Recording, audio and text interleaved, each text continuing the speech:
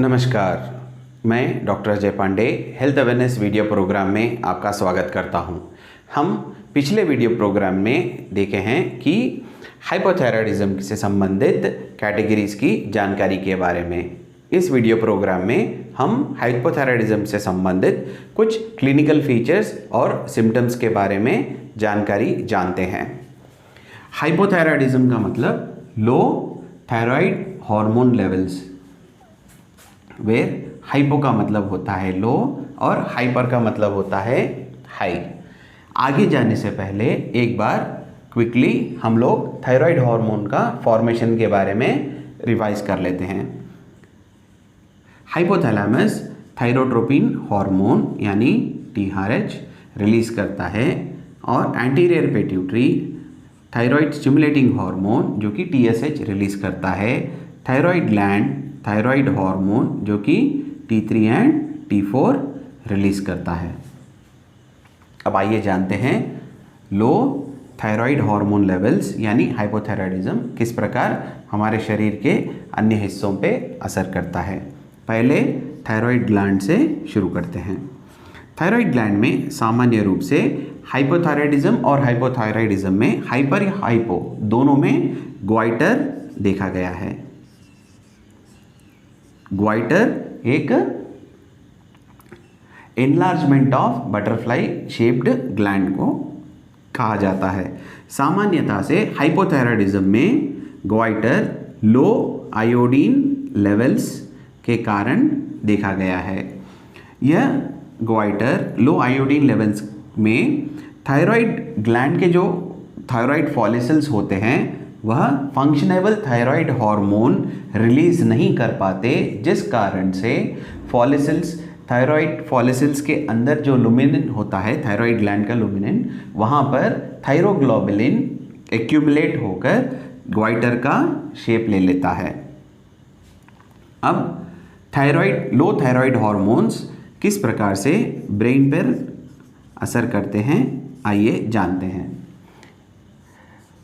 Hypothyroidism या लो thyroid hormones के कारण हमारे सिंपैथेटिक नर्वस सिस्टम की एक्टिविटी घट जाती है, जिस कारण से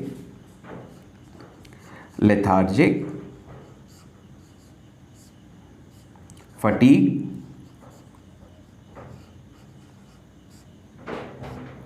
डिप्रेशन,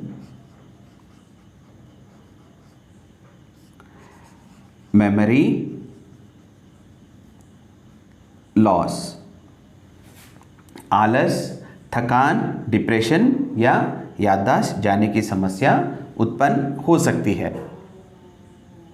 इसके अलावा लो थायराइड हार्मोन लेवल्स हमारे लिवर पर किस तरह काम करते हैं आइए देखते हैं। ये हमारे लिवर के LDL रिसेप्टर्स को घटा देते हैं। LDL receptors low density lipoprotein, जिनका काम होता है कोलेस्ट्रॉल और ट्राइग्लिसराइड को रिलीज करना, इसे घटा देते हैं। ये कुछ सामान्यता के कॉमन क्लिनिकल फीचर्स और सिम्टम्स हैं जो कि थायराइड ग्लैंड, ब्रेन और लिवर के हैं। अब आइए जानते हैं लो थायराइड हार्मोन्स हमारे सेल के मेटाबॉलिज्म पे किस प्रकार काम करता है। हमने थायराइड फंक्शन में देखा था कि नॉर्मल थायराइड हार्मोन हमारे सेल के ऑक्सीजन यूसेज को बढ़ाता है, जबकि लो थायराइड हार्मोन्स हमारे सेल के मेटाबॉलिक एक्टिविटी को घटा देते हैं।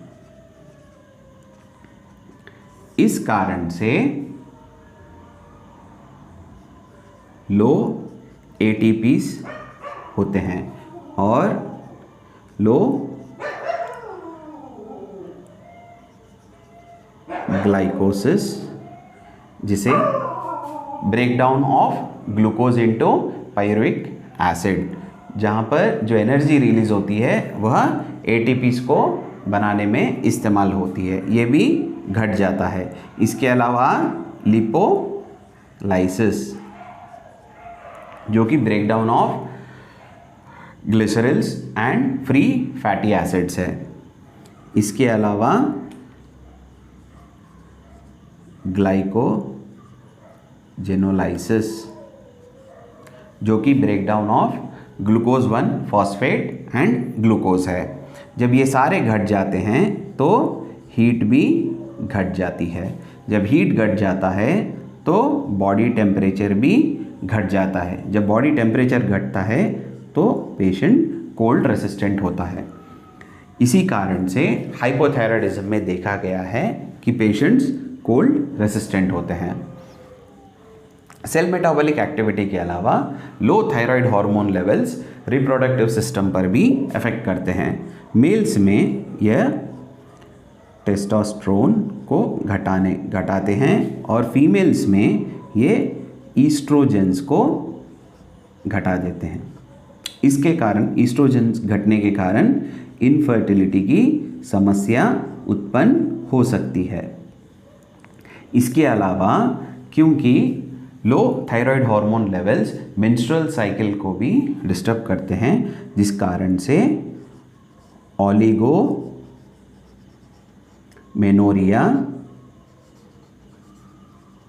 और एमेनोरिया की संभावना बढ़ जाती है। ये कुछ लो थायराइड हार्मोन लेवल्स के सेल मेटाबॉलिज्म और रिप्रोडक्टिव सिस्टम पर क्लिनिकल फीचर्स और सिम्टम्स थे।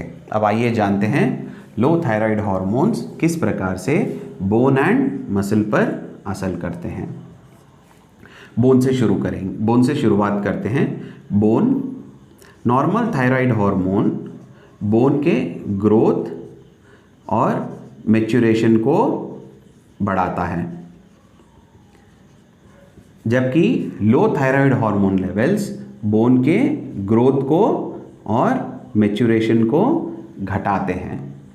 इसी प्रकार से मसल में लो थायराइड हार्मोन के कारण वीकनेस, मायोपैथी और डिक्रीज्ड कॉन्ट्रैक्शन की संभावना बढ़ जाती है। अब आइए जानते हैं लो थायराइड हार्मोन लेवल्स किस प्रकार हमारे गैस्ट्रोइंटेस्टाइनल ट्रैक्ट पर असर करते हैं।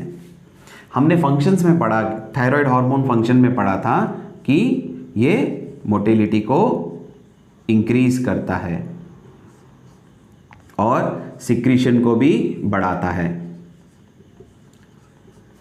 नॉर्मल थायराइड हार्मोन मोटिलिटी और सिक्रीशन को बढ़ाता है, जबकि लो थायराइड हार्मोन लेवल्स या हाइपोथायराइडिज्म में मोटिलिटी और सिक्रीशन घट जाता है, जिस कारण से कॉन्स्टिपेशन की समस्या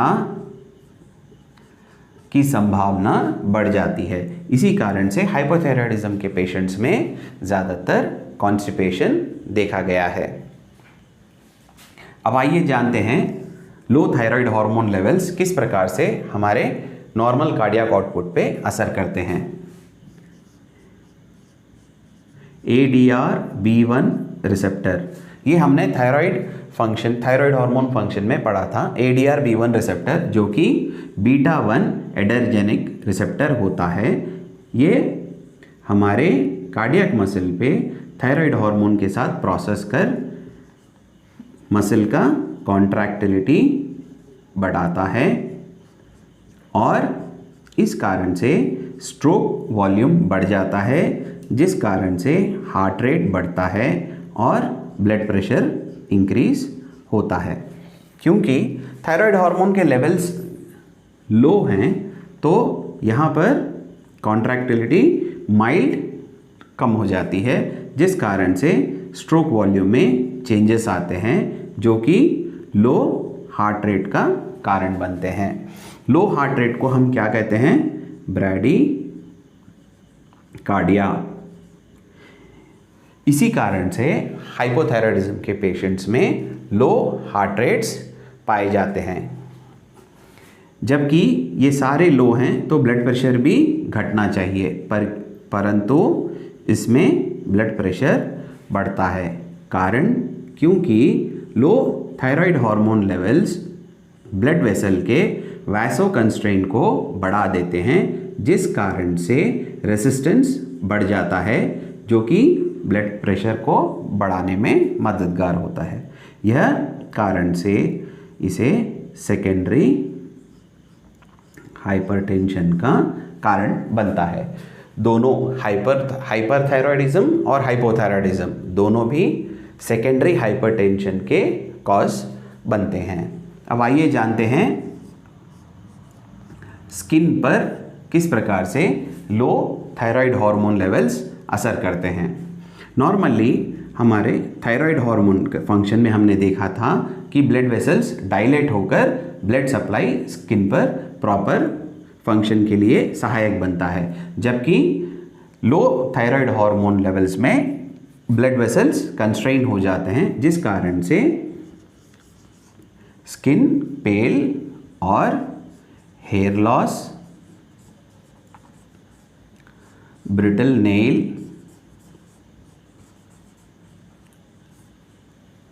और लो स्वेट, क्योंकि थायराइड हार्मोन लो रहने से ये स्वेट ग्लैंड्स के फंक्शन को प्रॉपरली करने में सहायक नहीं होने के कारण स्वेटिंग घट जाती है। यह कुछ क्लिनिकल फीचर्स और सिम्टम्स ऑफ हाइपोथायरॉयडिज्म हैं। अगले वीडियो में हम थायरॉयडिज्म से संबंधित आगे की जानकारी के साथ फिर आपसे मुलाकात होगी। नमस्कार।